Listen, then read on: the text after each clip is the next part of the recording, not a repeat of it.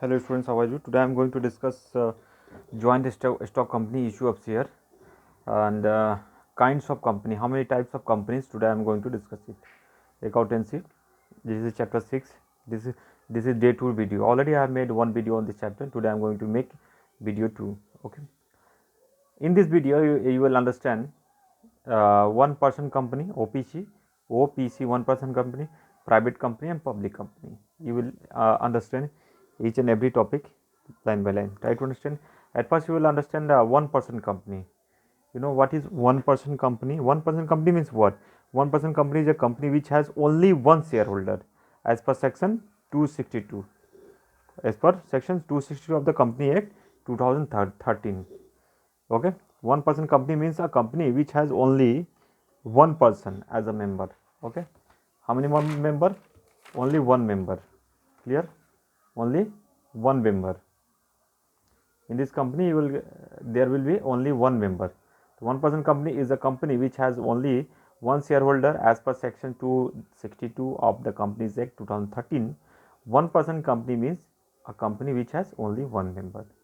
So this is one person company. In one person company, the words one person company is mentioned in brackets below the name of the company. OPC cannot issue its shares to the public for subscription. Okay, it should have at least one director but not more than 15. So this is one person company. Now I'm going to discuss what is the private company. What is private company? Today you will understand about it. Private company means what? Not government company. Okay, private means private company. A private company is a company which has minimum paid up capital as is prescribed and which by its article of association. Clear? Restrict the right to the transfer its share if any.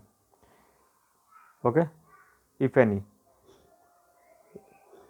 B, except in case of one person company limits the number of its members excluding its presence or past employee member to 200. Okay, forbids of any invitation to the public to subscriber for any security of the company. Okay, the name of the private company ends with the words private limited. The name of the private company ends with the words private limited as per section 268 of the Companies Act 2013. So this is private company. And another point is you will have to remember it. Another point is that a private company cannot issue its share. Most important topic, cannot issue its security to the public for subscription. It should have at least 2 directors but not more than 15 directors.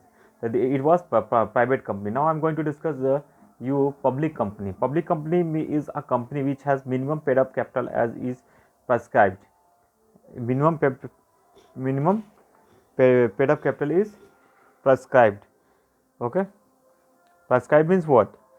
It means prescribed and is not a private company and is a private company being subsidiary of a company which is not a private company. The name of the public company ends with the word limited and with the word which word limited. The name of the public company ends with the word limited. A public company can raise a public company can raise its capital by issue of shares to the public for subscription. A public company should have at least 3 directors but not more than 15 directors. In which company? Public company. A company OPC. OPC means what? You already have told you. Private or public may be limited liability company, unlimited liability company, a company limited by guarantee. It means what? Try to understand. Limited liability or company limited by shares. It means what? A company having the liabilities of its member limited by its memorandum to the amount. If any unpaid on shares respectively held by them is termed as a company limited by its shares according to section 222. Unlimited liability company means what? It is the company where the liability of its member is unlimited. Okay, liability of member is unlimited. Clear? and company unlimited, limited by guarantee. Company limited by guarantee. It means what?